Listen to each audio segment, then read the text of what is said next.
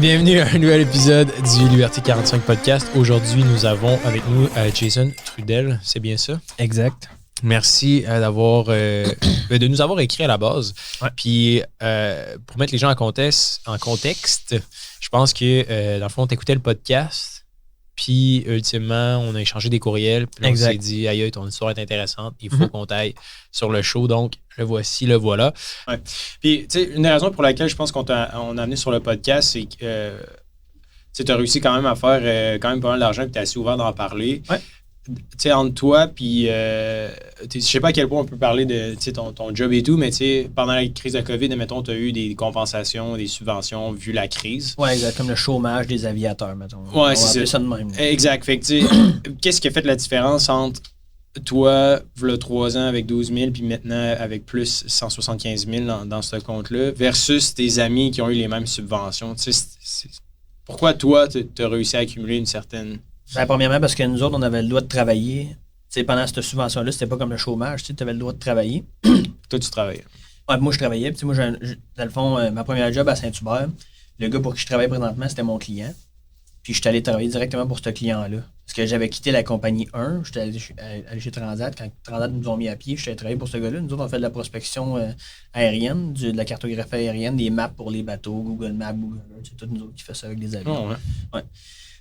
Puis dans le fond, j'ai travaillé aux 2 places. Ben, j'ai pas travaillé aux 2 places, j'avais les 2 salaires qui rentraient en même temps. Fait que je travaillais, puis j'avais le salaire de l'autre compagnie qui rentrait en même temps. Ouais, c'est totalement un autre game. T'imagines que t'es payé double, quasiment. Ben ouais, c'est ça, quasiment le double. C'était 70% de notre salaire jusqu'à une concurrence de comme 70 000, je pense. Okay. Fait que c'était bon, là, je faisais... c'était bon. Je faisais plus à mon autre job que je travaillais, mais je faisais quand même quasiment 2800 par mois là, pendant 1 an et demi que ça a duré. Fait que j'ai loadé mes CELI, loadé mes REER, puis là, il n'y avait plus de place nulle part. Fait que là, j'ai ouvert un compte marge. Fait que là, j'ai un compte marge US, j'ai un compte marge canadien, j'ai les deux portions d'un REER CELI. Puis j'en avais donné aussi un peu à ma conjointe pour commencer à investir tranquillement.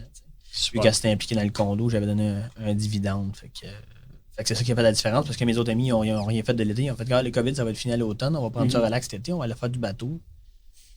C'est arrivé à l'automne, puis tous les jobs dans l'aviation, il n'y avait plus de job nulle part. Ouais. Ils cognaient aux portes, puis là, mon chum de gars, il travaillait dans la rénovation, puis l'autre, il travaillait, il livrait des produits pour L'Oréal. Okay. Capitaine de 737, mettons. Il livrait des produits chez L'Oréal. Ah ouais, comment ça? Il a fait une réorientation de carrière? Ben non, mais il n'y avait plus de job. Tout simplement. Il n'y avait juste plus de job. Et puis ceux de mon âge, c'était des jeunes pilotes, tu sais. Fait qu'il y avait juste pas de job, tu sais, puis il livrait des produits chez L'Oréal. Mon ami qui m'a introduit à la bourse, il faisait du Uber. Puis il est retourné comme... Lui, était ingénieur aussi, fait qu'il est retourné comme ingénieur, il a pas aimé ça. Puis tu sais, il y a plein d'affaires. Qu'est-ce qui a fait, selon toi, que tu as eu ce mindset-là? Moi, je pense que beaucoup de choses dans la vie viennent du mindset. Ouais. Qu'est-ce qui a fait que, justement, tu t'es pas acheté... Regarde, on va s'acheter une auto neuve. Je veux dire, t'as 2800 qui rentrent par mois, t'aurais pu te claquer... Mais il y a une affaire. Il y a une affaire que ce gars-là m'a montré, puis il s'appelle Elliot, c'est mon meilleur ami proche de moi. Puis il m'a montré une affaire, c'est la courbe d'intérêt composé qui fait ça comme ça. Ouais. Quand tu mets les sous là, ben ils viennent là. Fait que quand tes dépenses là, t'es pas capable de les mettre. Fait que c'est juste ça que j'ai fait. C'est aussi simple que ça. C'est niaiseux, mais Jeff Bezos il a demandé à un moment donné à Warren Buffett, il dit votre technique d'investissement est tellement simple, pourquoi personne ne le fait? Nobody wants to grow rich slow. Il n'y a personne qui veut s'enrichir tranquillement. C'est un truc que justement, je fais une mini parenthèse, désolé, c'est un truc que je reproche à la crypto. C'est que la majorité des gens que je connais de la crypto, c'est des gens qui veulent s'enrichir rapidement. Ouais. Et la majorité des choses que j'écoute sur la crypto, des gens qui en parlent, qui vendent des formations, c'est avec la crypto, même tu peux t'enrichir super rapidement. Et pour moi, je pense que l'enrichissement, j'ai une quote que j'avais publiée d'ailleurs sur la page Instagram Liberté 45. Si vous n'êtes pas, allez vous abonner, vous allez voir, c'est de la bombe. Et ça dit dans le fond, la richesse, c'est comme une mijoteuse, pas comme un micro-ondes. Exact. Et ça se bâtit avec le temps. Je suis vraiment un gars de micro-ondes en plus. Je suis pas tant de mijoteuse, mais je suis vraiment d'accord avec toi. Puis les cryptos, puis l'erreur, puis l'espèce de mythe, c'est que les gens... Tu sais, mettons, tu vois la courbe des cryptos, là, ça fait genre 2017, ça monte à genre... tu fais des milliers de pourcents, puis là, ça redescend, puis là, ça remonte en 2000, puis là, ça remonte. Mais en général, c'est que personne va avoir retenu leur argent de 2017 à 2022. Là, on a eu Philippe Jeté sur le podcast qui avait comme commencé à investir dans les cryptos en 2012-2013. Mais la réalité, c'est que quand tu vois ça faire 200-300%, tu vas prendre ton profit. Ben oui, c'est clair. Fait que, la réalité, c'est que les gens pensent faire des milliers de pourcents. Fait que, tu sais, souvent, les gens sont dans les cryptos pour les mauvaises raisons. Il y a toujours une Lambo en plus, à côté d'un gourou financier. Ouais. Il y en a un qui fait le même job que Cobalt, qui fait sensiblement le même job de Cobalt. Puis, Day trading. encore là, je le nommerai pas. Je le nommerai pas. Mais il y a une Lambo, puis c'est genre ceux qui disaient que ma Lambo c'était pas à moi, puis blablabla. Mais ça, c'est la pire affaire. Puis j'ai l'impression que les cryptos, c'est comme. C'est un peu ça l'erreur que les gens font. Tu sais, oui, personnellement, je crois en la technologie, j'aime la thèse. Je pense que oui, ça va faire partie du futur. À quel point, je ne sais pas. Mais les gens qui mettent plus que 2% de leur portfolio, 5, c'est comme. Comment tu peux justifier un tel investissement? Puis tu vois des centaines de pourcentages de gains. Ce que les gens ne savent pas, c'est que c'est en bourse, il y a des actions qui font 30, 40, 50, 60, 100, 200, 300% là, en l'espace de quelques mois aussi. Fait que j'ai l'impression que la volatilité que les gens veulent aller chercher avec les cryptos, c'est comme un espèce de rêve qui existe aussi en bourse. Fait que c'est comme tellement risqué de mettre comme des grosses sommes là-dedans. Puis on en voit là, des gens qui commencent en investissement puis qui n'ont aucune... Tu sais, mettons, leur CELI n'est même pas maximisé, puis ils n'ont même pas d'FNB, puis ils sont comme... Vous en pensez quoi, les gars, des cryptos, genre? Je pense, tu sais, c'est comme... Peux-tu répéter la phrase que tu as dit que Buffett a dit à Bezos? Ouais, il a dit, dans le fond, c'est simple, mais il n'y a personne qui veut s'enrichir tranquillement. Okay. Mais c'est vrai. C'est vrai, tu sais, je veux dire, moi, chaque jour, là, je suis là, genre... C'est tout, c'est juste ça que j'ai à faire, tu sais, mettre un montant d'argent par mois, puis attendre. Ouais. C'est contre-intuitif, tu sais. Moi, c'est ce que on m'a dit la fois passée, une jeune fille à mon gym qui m'a dit ça. Ben, si c'est si simple, pourquoi personne le fait? Puis je lui ai répondu, c'est sûr que c'est un peu moins simple, mais tu sais, bien s'alimenter pour rester en santé. Ne pas fumer.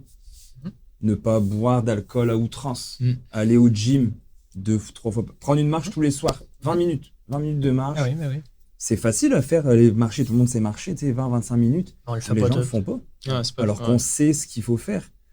Et pourquoi les gens le font pas? C'est simple. On le sait, mais on veut pas le faire. C'est facile de trouver des défaites aussi. Ah bah ouais. Tu sais, quand t'as deux vrais jobs, c'est deux gros jobs, c'est prenant. Mettons, comme nous autres, si tu reviens et tu as géré un projet d'avion, tu as enlevé un moteur, puis ci, puis ça, puis là, c'est fou. Il y a genre 5-6 gars qui dépendent de toi. Il faut que tu trouves les pièces, faut que tu fasses ça, faut que tu fasses ça. T'sais, le soir, tu arrives, tu fais comme. Là, je vais aller faire du tapis roulant. Là. Facile de trouver une défaite pour pas y aller. Là. Moi, je suis coupable, le premier. Ouais, ça m'intrigue un peu la job, dans le fond. Dans l'aviation, fait que tu répares, tu répares les avions. Exact. Okay. Quand j'étais à Montréal, pour la compagnie de voyage, j'étais au quai d'embarquement où les passagers embarquent. OK, c'est nice. Fait que t'es comme... Puis ça peut gagner combien, mettons, un réparateur d'avion?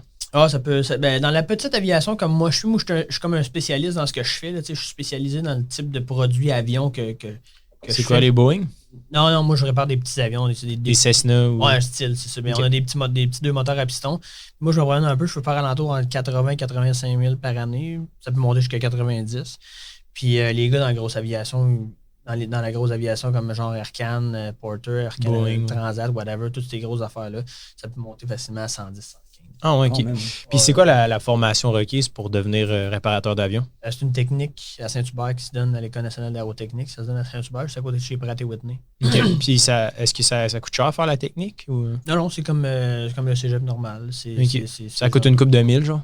Même pas. Mais ça coûte tes frais de scolarité. Il n'y a pas de frais fixes. C'est tes frais de livre, ton appart, puis whatever. C'est pas un programme privé. Non, c'est ça. Ça se fait en combien de temps?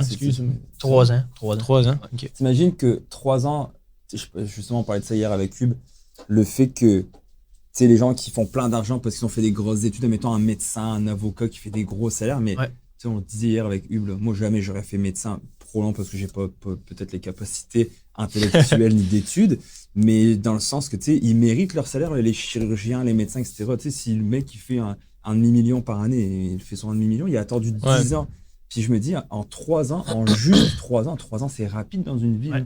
Tu peux faire justement un très bon salaire. Ah ouais, un absolument. très bon salaire. Pour faire 100 000 par année, est-ce que les conditions, genre, c'est terrible ou genre, c'est quand même, c'est correct, genre, tu sais, mettons... non. Dans l'aviation, plus tu fais d'argent, moins tu travailles. Ah ouais? T'es sérieux? Ah, exactement. Absolument. Je veux dire, moi, quand C'est malade, quand j'étais au quai d'embarquement, puis je faisais de l'argent, là, j'étais même pas. Dans le fond, quand on commence pour devenir mécanicien, tu commences à la base, puis tu fais pas tant d'argent que ça, mais après ça, tu fais ton nombre de temps X que tu as à faire comme expérience après la sortie d'école.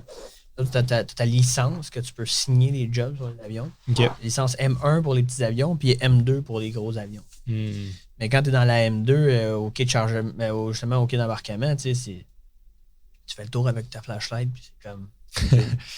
Parce qu'en gros, c'est comme parfait, les avions sont là, mais ça veut dire que c'est juste un check-up parce qu'ils vont repartir. Ouais, exact. Ils font genre l'avion arrive, mettons, de Los Cabos, ben, tu sais, elle repart là pour Cuba, genre dans 2 heures.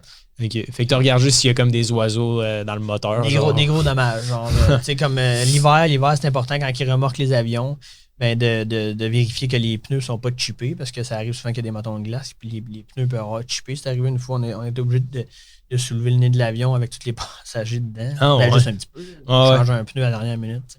C'est le genre de crise, le genre de feu que t'éteins quand t'es là. C'est genre go, ça roule. Puis le day-to-day, ça...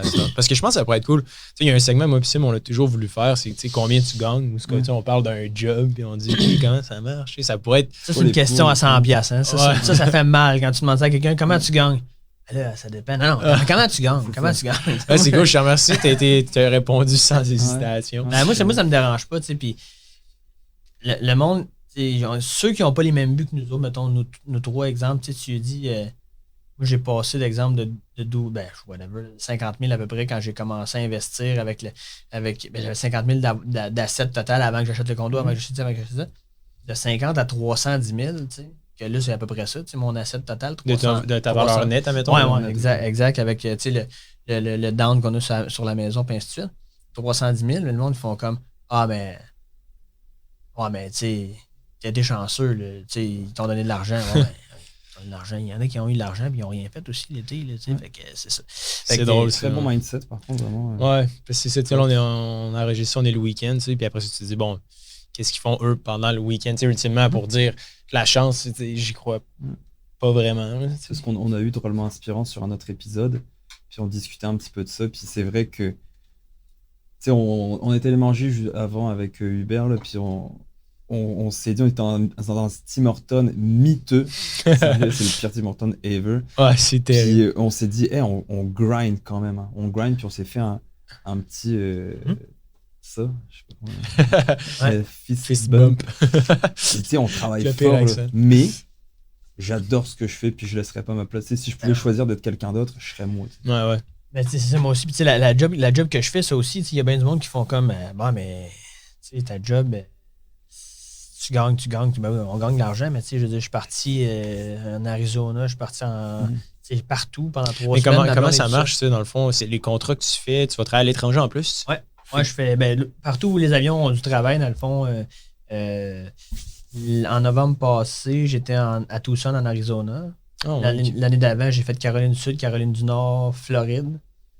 Fait qu'en gros, tu voyages en même temps. Oui, exact. On voyage en même temps que les avions, exactement. Partout où les avions ont de la job, il faut que le mécano soit là parce que c'est des vols ultra chers, qu'on vend le data au gouvernement, soit le gouvernement américain, soit le OMNR, Ontario, Ministère des Ressources naturelles, ou Pêche et Océan Canada. C'est tous des départements qui font affaire avec nous pour...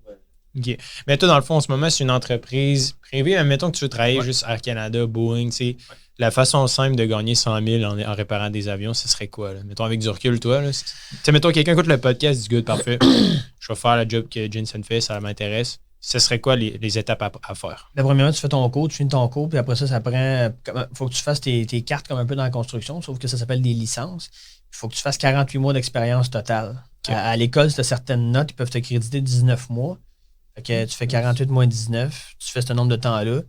Il faut que tu travailles sur les produits que tu vas certifier. Mettons, il faut que tu aies de l'expérience sur des Boeing si tu veux certifier des Boeing. Si tu travailles sur des Cessna, c'est 2 catégories. C'est les petits et les gros. Peux-tu travailler pendant que tu fais tes études ou pas du tout? Oh, tu peux. Ouais, moi, je travaillais chez. Dans le domaine, genre? Ouais, je travaillais dans le domaine avant comme apprenti. Mais tu étais déjà bien payé comme apprenti ou. Non, comme apprenti, c'est plus ordinaire. Là, ouais. Tu gagnais quoi, genre 40 000? Ouais, environ. Ah, c'est quand même pas pire. Aux études, ouais. Bah, tu faisais 40 000 par année en étant aux études? Non, pas aux études. Non, comme étudiant, je travaillais juste l'été puis des fois les week-ends, je faisais pas 40 000, mais j'étais environ peut-être 20-25 000. Ouais, ok. Job à temps partiel, n'importe quel job à temps salaire partiel d'étudiant. Moi, j'ai commencé à travailler dans l'aviation avant d'aller à l'école en aviation.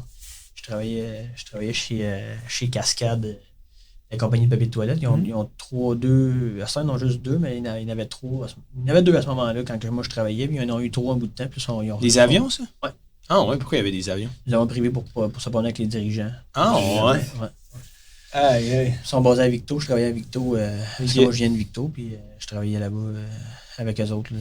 Je réparais les avions, puis je faisais les pre-flights là, avant de s'assurer que les pneus sont bien, whatever. Là. Tout ce qu'il y avait vérifié avant. Là, c'est fou quand même. OK, fait que là, tu as tes licences. Ouais. Puis là, ultimement, après, qu'est-ce qui se passe?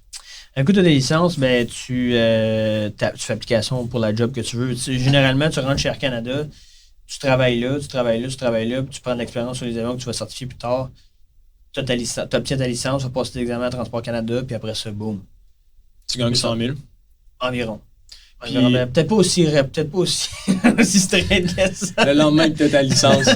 Bam! Il y a quand même un gros jump, par exemple. Moi, je faisais 18, j'ai passé de 18 à 22 la journée que j'ai eu ma licence. Ça fait comme 4 piastres de l'heure, one shot du jour au lendemain. T'sais. Puis est-ce que tu... Dans le fond, quand tu arrives, fait que le délai, mettons, là, tu vas aux études, ça te prend 3 ans. Après ça, tu fais un an, après. Plus que ça, 2 ans. Ça prend à peu près 5 ans, mettons, pour avoir... Oui, si tu as tes crédits de l'école, que tu as des notes convenables, sinon c'est 7. Okay. Fait que c'est quand même... Tu sais, souvent, mettons, à l'école, ben, ça dépend, il faut que tu aimes ça quand même aussi, là, tu sais, mais tu vas à l'école, plus tu as un bac, ça te prend, avec le cégep, plus ton bac, ça te prend à peu près 5 ans aussi, là, ultimement, à étudier. Ouais. Mais tu sais, il y en a plein des bacs là, qui ne te donnent pas de job. Là.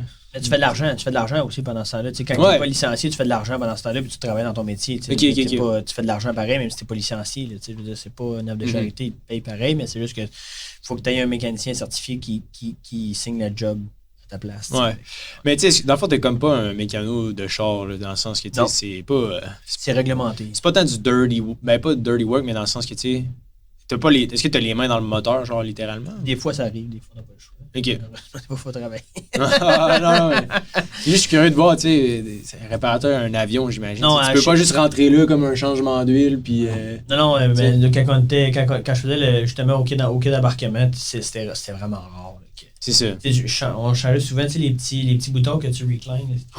Ça, c'était à péter. Fait que ça, c'était comme... C'est la job. Ouais, c'est la job. On a 4 à changer sur le shift. Le shift dure 10h40. Des fois, il y avait 0 avion. Fait que là, t'arrivais là, t'es comme... Tu fais quoi? Straight, genre? Straight pas, mais tu sais, genre, tu fais le ménage. On était en dessous des gates, à Dorval. Et le petit bureau qu'il y a là, on était genre 14 là-dedans. Mais tu te mets toute la gang sur le ménage. Tu sais, quand le COVID a rentré, quand le COVID a rentré, on était seuls là, qui travaillaient dans toute l'île de Montréal. Moi, j'ai traversé à 10h40 un soir. Ouais, c'est 10h40 un soir, je traversais le pont Champlain, j'étais tout seul. Seul char. C'est le pont Champlain, c'était genre ça. C'était genre la purge, là. Il n'y avait personne. Parce qu'on vidait les resorts, tu sais, Mexique, Cuba, on vidait. Fait que les avions partaient vite, puis ça, c'était ça. Les avions partaient vite, ils revenaient, on désinfectait, les avions repartaient vite, ils revenaient, on ramenait tout le monde, sans arrêt.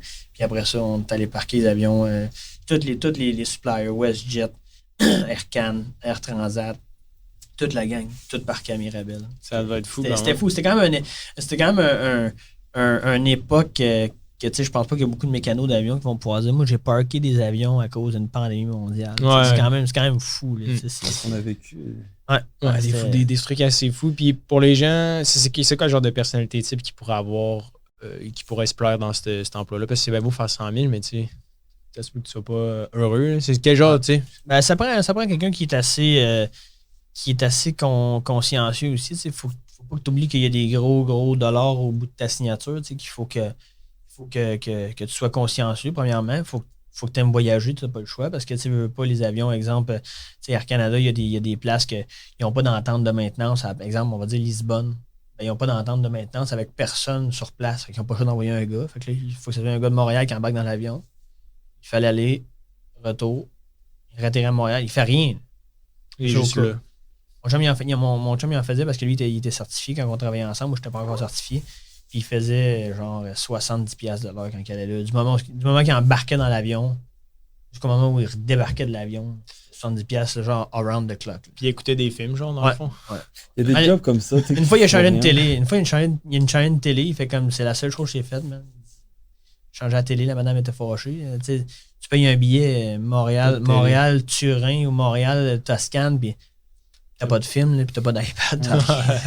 C'est long. C'est fou quand même. Tu es assis, tu manges des bons repas. Même moi, la job, je veux dire, je suis là au cas si l'avion brise, mais le matin, j'arrive, je vais à l'avion, je fais le départ de l'avion, je check que tout est beau, le pilote est en shape, tout va bien, puis je retourne à l'hôtel. Puis... Là-bas, est-ce que tu peux voyager quand tu arrives, mettons, à Turin ou à Lisbonne? As-tu le temps de faire le tour? Ou... Ben, non. Mais souvent c'est parce que les avions ils font des allers-retours. Mais des fois, ils appellent ça des pairings. Des pairings, c'est plus pour les pilotes, mais les pairings, c'est genre 3-4 jours des fois. OK. 3-4 jours, puis il a fallu qu'ils limitent ça aussi. Ils essaient de faire revenir les avions parce que je pense qu'il y a une couple de fois qu'ils ont eu des problèmes aussi. Là, je veux dire. De quoi? Il y avait les pilotes qui... Ben non, mais tu sais, il y a 5, mettons, on va dire 5 agents de bord ou 4-5 pilotes. Là, à un moment donné, c'est comme Robert Piché. Là, il disait, là, je planifiais que j'allais aller boire avec l'autre. Ah ouais, c'est vrai, il y avait un film sur... c'est un film. Mais tu sais, c'est vraiment pas si faux que ça.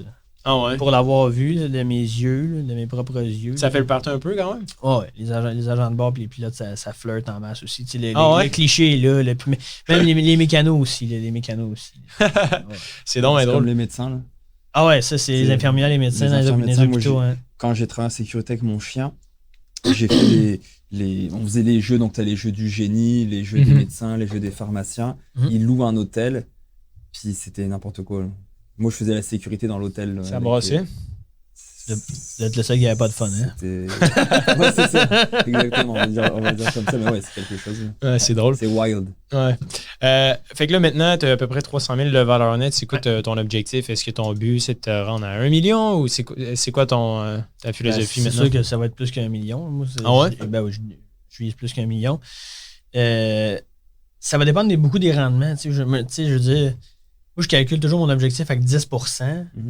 10% avec les montants qu'on met à chaque mois dans 30 ans à 10%, avec la valeur que j'ai actuellement plus mes montants, ça donnerait comme 7 millions. Mais tu sais, 7 millions, là, je le dis là, puis j'ai comme envie de rire de moi-même. Ça fait comme 7 millions. 7 millions. Mais c'est correct. Non, mais c'est bien correct, mais moi, je suis à l'aise de le dire. Mais le monde, ils font comme, ben oui, Jake. Toi, t'es mécanicien d'avion, t'es pas. Mais c'est pas vrai. Chirurgien. Mais t'as pas besoin d'être. Tu sais. À 100 000 ou 80 000 par année, tu peux te créer de la richesse. Là. C'est ce que tu vas investir qui va faire la différence. Ben, je suis à l'aise de le dire avec vous autres, mais tu sais, quand tu dis ça à du monde qui savent pas c'est quoi un CPG, qui savent pas c'est quoi un CELI, puis qui savent pas c'est quoi un FNB, ils font comme. Mais avec un CPG, je te promets que tu finis pas avec 7 millions. Quand j'ai dit CPG, j'ai dit, OK, là, je viens de dépasser la ligne. Un CPG étant. Un certificat de placement ou de pauvreté garantie. Ouais, c'est ça. Avec notre ami McSween qui dit ça. Hein? Ouais. Il y en a plusieurs qui le disent. Mais c'est cool. Puis cet objectif-là, est-ce qu'il y a un chiffre, tu sais, le 7 millions, est-ce que ton but, c'est d'être indépendant financièrement, dans le fond? Ou... Oui, absolument. T'sais, moi, par les calculs que j'ai faits à 40 ans, je serais vraiment plus obligé de travailler maintenant. OK. Là, t'as quel âge sans indiscrétion? 28.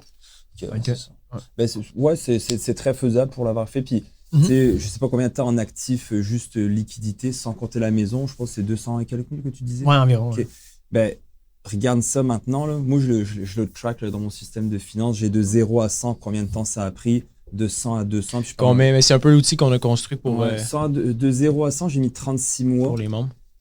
Ensuite, de 100 à 200 000 en liquidité. Je parle pas de valeur de maison. Là. Liquidité 100 à 200, je pense que ça a pris 12.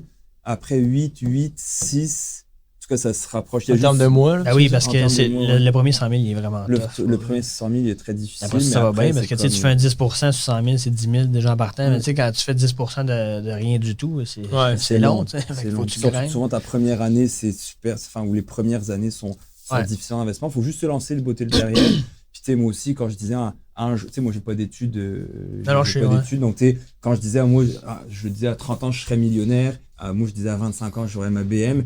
Puis avant, à l'époque, avoir une BM à 25 ans, c'était quelque chose. Maintenant, avec l'accès au crédit, n'importe quel de pique pour avoir une BM à 25 ans. Mais moi, c'était toujours été ça. Je me disais, je veux arriver là, je veux faire ça, etc.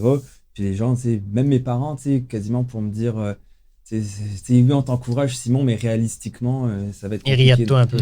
C'est ça, c'était comme, il rêve, c'est un ado, c'est un jeune, il rêve. Ah ouais, mais puis tu sais, moi aussi, là, je viens d'un milieu vraiment, tu sais, pas nanti. Puis tu sais, quand je parle de, des gens en partant, la job que j'ai, puis l'argent que j'ai, ma mère, elle fait comme, Jay, tu sais, c'est bon, tu sais, t'es plus riche que ta mère. Ben oui, même, mais tu sais, c'est différent, tu sais, je prends des risques, puis tu sais, j'ai eu le goût de faire les moves à la bourse, que tu sais, il n'y a personne qui faisait. Puis, à un moment donné, j'étais... Juste de l'éducation que tu as fait.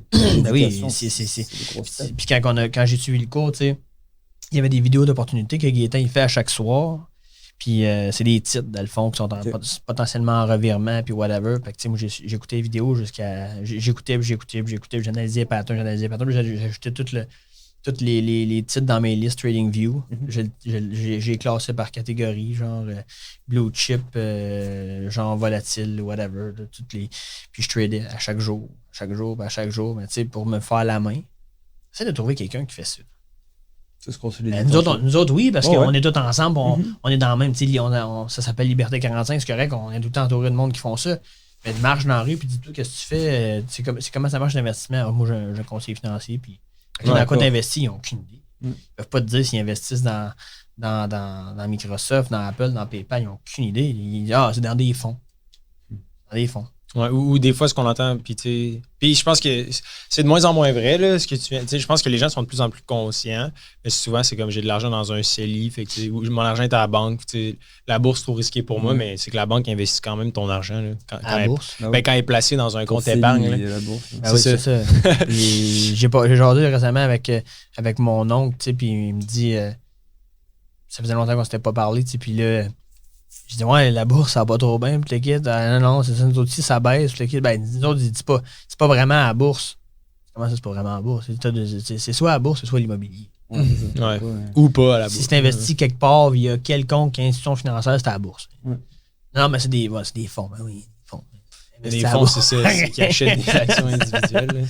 C'est ça. Ils font du stock pick manuellement pour justifier peut-être un peu le fait. Les frais, ben oui, exactement. Mais il y en a des conseillers financiers, là, j'ai jasé avec une couple. Puis moi quand ils m'ont rencontré, ils ont bien vu que.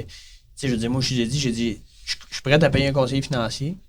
Mais j'ai dit, si vous me chargez 3%, que j'aurais fait 13, là, je fais juste 10. Sur 35 ans, c'est comme 2 500 000 ou 3 millions. J'ai dit, vous comprenez que vous pouvez pas, là, comme... Oh oui, on comprend, on va... Là, toi, présentement, tu as un conseiller financier. Ouais, j'en ai un parce que je trouvais que ça devenait trop. Okay. Puis moi, je suis intense dans tout ce que je fais, fait que là, j'étais rendu, même ma conjointe, c'était difficile aussi, à un moment donné, c'était comme, oui, c'est correct, là, l'argent, mais... À un moment donné, j'étais là-dessus le soir, le jour, la nuit. Un peu comme tu disais que c'était malsain quand tu te les tradais. Ouais, absolument. Ça vient malsain. Un conseiller peut être utile pour quelqu'un, justement, très intense ou quelqu'un qui... je parle pas de toi, mais quelqu'un qui a, on va dire, un background plus de gambling, puis de choses comme ça, d'addiction. Effectivement, je pense que... puis je suis de nature anxieuse aussi. Tu sais, à un moment donné, là, tu fais comme, man, moi, je viens de commencer là-dedans. Là, je fais-tu vraiment la bonne affaire? Tu sais, quand ça commence à se casser la gueule, là, tu te remets en doute. Tu fais comme, hey, j'ai-tu vraiment fait la bonne affaire? Vraiment. C'est-tu vraiment bon? Microsoft, tu sais, ça fait 35 ans que ça monte, mais là, c'est-tu genre la fin? Puis là, souvent, notre génération est un peu comme ça, où on pense qu'on est la dernière génération qui va vivre ce genre de truc-là. tout comme l'ancienne génération était la dernière génération. Comme tu faisais la montée, ça? Ouais, tout le temps, toutes les générations disent « Ah non, mais nous, on est la dernière génération, qu'on va vivre ça. » C'est le New World Order. Ça fait tout le temps monter. Mais souvent, c'est ça qu'on se dit. Imagine les gens après la crise immobilière de 2008. Tout le monde veut se dire « C'est fini la bourse, on ne remontera plus jamais. » Puis fast forward 2020, ça comme on le disait à la fois passée, on prenait les différentes crises qu'il y avait eu, aussi bien début des années 1900, 14-18, t'as la Première Guerre mondiale, en 1929, t'as le gros crash, donc la journée noire sur la bourse, ensuite t'as une Deuxième Guerre mondiale, 39-45, c'était un truc de malade. Après ça, t'as eu la guerre du Vietnam, t'as eu cette période-là était une période ultra sombre où les gens auraient pu se dire c'est fini, c'est fini. Puis finalement, l'être humain est l'espèce la plus adaptable au monde. C'est vraiment, les dinosaures étaient bien plus forts que nous, mais ils se sont éteints parce qu'ils n'ont pas réussi à s'adapter. Et nous, on arrive à s'adapter à n'importe quoi. C'est vrai, l'être humain s'adapte rapidement à n'importe quoi. La Covid, on n'avait jamais vécu de pandémie comme ça. Jamais, c'est arrivé. Puis on s'est retourné, comme il disait dans un autre podcast, on s'est mis sur Zoom, on a trouvé des livraisons, on a réussi à s'adapter. On s'est réinventé. Et je pense que la bourse va toujours continuer. Et comme on dit, mais tu peux tout perdre en bourse. Ce que j'aime expliquer aux gens, c'est que si moi, Simon, si toi, Jason, puis toi, Hubert, on perd nos placements en bourse, ce sera le cadet de notre souci. Ben oui. Parce que si demain, Microsoft, Apple, Amazon, Tesla, Google, RBC, TD n'existent plus, mon placement de 800 000 là, en bourse, je m'en torche. Là. On aura des bien plus gros problèmes que ça. C'est que ta maison, elle n'existera plus. C'est que dehors, tu n'auras plus de police, tu n'auras plus de force. Tu vas être en train de fesser sur ton voisin pour avoir sa bouffe. Là, c'est totalement notre monde.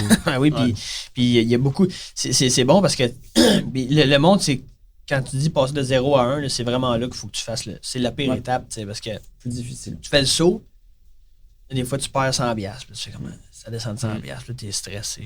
À un moment donné, ça descend de 1000. Là, ça remonte de 2500. Fait que là, tu n'as pas le choix. Après ça, tu fais comme, OK, là j'ai la peau plus épaisse. Là, t'es capable d'en prendre. T'es capable d'en prendre. Là, à un moment donné, tu te rends compte, tu fais comme...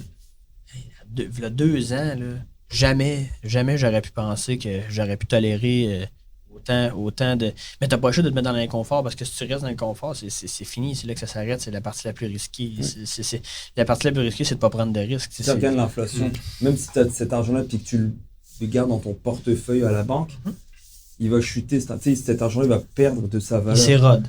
C'est juste que ça bouge moins vite que les fluctuations de la bourse, mais il s'érode constamment. Donc autant le placer. C'est plus comme ça que je le vois.